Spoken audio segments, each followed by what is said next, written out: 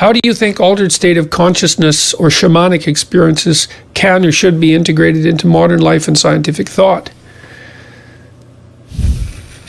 Man, you guys, you're really asking some tough questions today.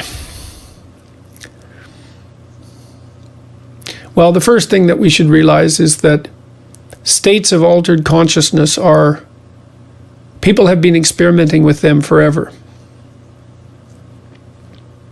And God only knows what the consequence of this. I certainly believe that the old Greek mysteries were institution-induced hallucinogenic experiences. I think that most of the religious stories that we have are a consequence of psychedelic experience. Most. A substantial number of them. It certainly seems to be the case with soma, for example, which looks like it was the fly agaric mushroom, the amanita.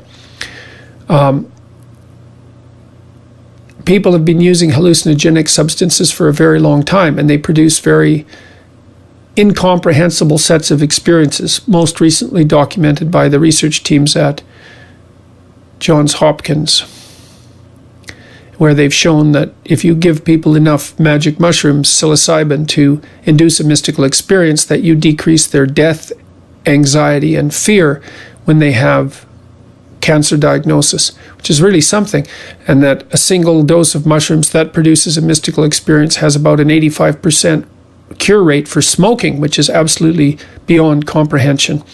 So the psychedelic substances seem to open up another plane of existence, so to speak, and it's that part of experience that has an infinite scope.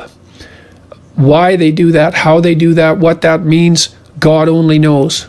God only knows. I don't think we understand psychedelics even a bit. I don't think they fit into our current worldview. So how should they be integrated?